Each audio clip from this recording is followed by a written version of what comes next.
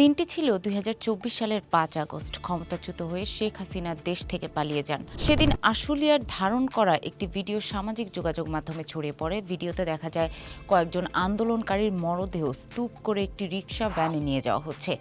আগের দিন ৪ আগস্ট রাজধানীর যাত্রাবাড়ীতে নিহত হন টাইলস মিস্ত্রি মোহাম্মদ রনি। ওই দিনের বর্ণনা দিয়ে তার ভাই রাকিব বণিকবার্তাকে বলেন, আমার ভাইয়ের মরদেহ বাড়িতে নিয়ে আসার মতো গাড়ি খুঁজে পাচ্ছিলাম না। এরপর একটি সাধারণ অ্যাম্বুলেন্সে করে ভাইয়ের মরদেহ ভোলা সদরের দক্ষিণ দিঘলদি ইউনিয়নের দক্ষিণ বালিয়া গ্রামে নিয়ে আসি। জুলাইয়ের সেই সহিংস সময়ে আইনশৃঙ্খলা রক্ষাকারী বাহিনীর হামলায় একসঙ্গে অনেক আন্দোলনকারী নিহত হন। সে সময় মরদেহ সম্মানজনক ও সংরক্ষণযোগ্যভাবে পরিবহনের জন্য প্রয়োজনীয় বিশেষায়িত যানবাহন দেখা যায়নি। বিস্তারিত জানব আজকের লিড নিউজে।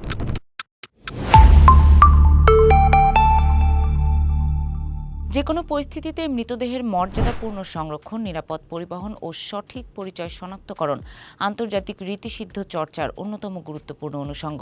এ কাজে রেফ্রিজারেটেড মার্চুয়ারি ভ্যান অপরিহার্য হলেও বাংলাদেশের সরকারি পর্যায়ে এ ধরনের যানের সংকট দীর্ঘদিনের। জুলাই গণঅভ্যুত্থানের সময় আইনশৃঙ্খলা রক্ষাকারী বাহিনী ও তৎকালীন ক্ষমতাসীন দলের নেতাকর্মীদের হামলায় বিপুল প্রাণহানির পর সেই ঘাটতির বেদনাদায়ক বাস্তবতা প্রকট হয়ে ওঠে। পর্যাপ্ত মর্চুয়ারি ভ্যান না থাকায় অনেক নিহত আন্দোলনকারীর মরদেহ রিকশা, ভ্যান, ট্রাক সহ বিভিন্ন সাধারণ যানবাহনে পরিবহন করতে হয়েছে, যা মৃতদেহ ব্যবস্থাপনায় বিদ্যমান সীমাবদ্ধতাকে সামনে নিয়ে আসে। জানতে চাইলে প্রধানমন্ত্রীর স্বাস্থ্য বিষয়ক বিশেষ সহকারী ডক্টর এস.এম. জিয়াউদ্দিন হায়দার বণিকবার্তাকে বলেন, মর্চুয়ারি ভ্যানের স্বল্পতা শুরু থেকেই রয়েছে। ২৪-এর গণঅভ্যুত্থানের সময় এই সংকটের তীব্রতা স্পষ্টভাবে প্রতীয়মান হয়। আমরা দ্রুতই এ সংকট নিরসনে পদক্ষেপ নেব। মর্চুয়ারি ভ্যানের মতো স্বাস্থ্য খাতের নানা ক্ষেত্রে আমরা সংকটময় অবস্থায় পেয়েছি। সমস্যাগুলো ক্রমান্বয়ে সমাধান করে দেশের স্বাস্থ্য খাতে মানুষের আস্থা ফিরিয়ে আনতে এ সরকার দৃঢ়ভাবে কাজ করে যাচ্ছে। জুলাই অভ্যুত্থানে যারা নিহত হয়েছিলেন তাদের বড় অংশ হত্যার শিকার হন শেখ হাসিনার পতনের আগ মুহূর্তে ৪ ও ৫ আগস্ট। জুলাই অভ্যুত্থান নিয়ে বিভিন্ন গবেষণা প্রতিবেদন ও গণমাধ্যমের তথ্য বিশ্লেষণ করে দেখা গেছে এই ২ দিনে নিহত হয়েছিলেন অন্তত ৪৫০ জন। সর্বশেষ প্রকাশিত সরকারি গেজেট অনুযায়ী বর্তমানে মোট জুলাই শহীদের সংখ্যা ৮৪৩, অর্থাৎ মোট নিহতের প্রায় ৫৩.৩৮% মারা যান এই ২ দিনে। ২০২৪ সালের ৫ আগস্ট যেসব এলাকায় সবচেয়ে বেশি হত্যাকাণ্ড ঘটেছিল তার মধ্যে অন্যতম ছিল যাত্রাবাড়ী ও সাভার। বিভিন্ন গণমাধ্যমের তথ্য অনুযায়ী শেখ হাসিনার সরকারের পতনের সেদিন এ ২ এলাকাতেই নিহত হয়েছিলেন শতাধিক আন্দোলনকারী। ২০২৪-এর অক্টোবরে জুলাই অভ্যুত্থানের নিহতদের তথ্য বিশ্লেষণ করে একটি পর্যালোচনা প্রতিবেদনে প্রকাশ করে হিউম্যান রাইটস সাপোর্ট সোসাইটি। তারা ১৬ জুলাই থেকে ৭ আগস্ট পর্যন্ত আন্দোলনকারী ও পুলিশ সহ মোট ৯৮৬ জনের মৃত্যুর তথ্য তুলে ধরে।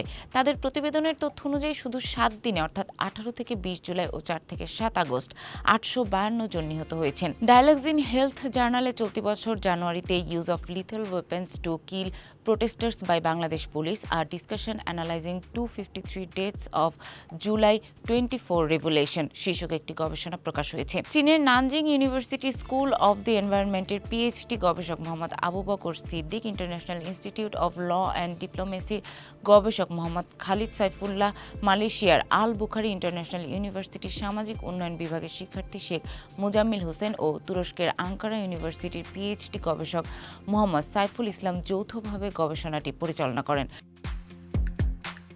জুলাই গণঅভ্যুত্থানের সময় পুলিশের সম্পৃক্ততা রয়েছে এমন ২৫৩টি মৃত্যুর ঘটনা বিশ্লেষণ করে এ গবেষণা প্রকাশ করা হয়েছে। গবেষণায় দেখা গেছে নিহতদের প্রায় ৪৭% বুকে ও ২৯% মাথায় গুলি লেগেছিল। গবেষণায় উল্লেখ করা হয়েছে ২৫৩টি মৃত্যুর মধ্যে ১১৮ জন বা ৪৬.৬৪% বুকে এবং ৭৪ জন বা ২৯.২৫% মাথায় গুলি বা আঘাত লাগার তথ্য পাওয়া গেছে। এছাড়া ৩৮ জন বা ১৫.০২% শরীর জুড়ে পেলেটের আঘাত এবং ২৩ জন বা ৯.০৯% শরীরের অন্যান্য অংশে আঘাতের তথ্য পাওয়া গেছে। এছাড়া নিহতদের মধ্যে ১৯৬ জন বা ৭৭.৪৭% ঘটনাস্থলে মারা যান, আর হাসপাতালে নেওয়ার পর চিকিৎসাধীন অবস্থায় মারা যান ৫৭ জন বা ২২.৫৩%। জনস্বাস্থ্য বিশেষজ্ঞ ডাক্তার আহমেদ পারভেজ জাবিন বণিকবার্তাকে বলেন, সরকারি উদ্যোগে দেশের প্রতিটি জেলায় অন্তত একটি করে মর্চুয়ারি ভ্যান থাকা প্রয়োজন। দুর্যোগ, বজ্রপাত, সড়ক দুর্ঘটনা বা অন্যান্য অপমৃত্যুর ঘটনায় মৃতদেহ সংরক্ষণ এবং এক স্থান থেকে অন্য স্থানে মর্যাদার সঙ্গে স্থানান্তরের প্রয়োজন হয়। বর্তমানে আঞ্জুমান মফিদুল ইসলাম সহ কয়েকটি প্রতিষ্ঠান সীমিত পরিসরে সহায়তা দিলেও বড় দুর্যোগে বা জরুরি কোনো বিশেষ পরিস্থিতিতে শুধু বেসরকারি উদ্যোগের ওপর নির্ভর করা যথেষ্ট নয়। বেওয়ারিশ মরদেহ দাফনকারী প্রতিষ্ঠান আঞ্জুমান মফিদুল ইসলামের তথ্যমতে তারা 2024 সালে সর্বাধিক 81টি মরদেহ দাফন করেন জুলাইয়ে। এর আগে এপ্রিল, মে ও জুনে মরদেহ দাফনের সংখ্যা ছিল যথাক্রমে 37, 59 ও 48। অন্যদিকে আন্দোলন পরিস্থিতির জটিল আকার ধারণ করায় 1 থেকে 12 আগস্ট পর্যন্ত মরদেহ দাফন কার্যক্রম স্থগিত রাখা হয়। আগস্টের বাকি সময় তারা 34টি মরদেহ দাফন করে।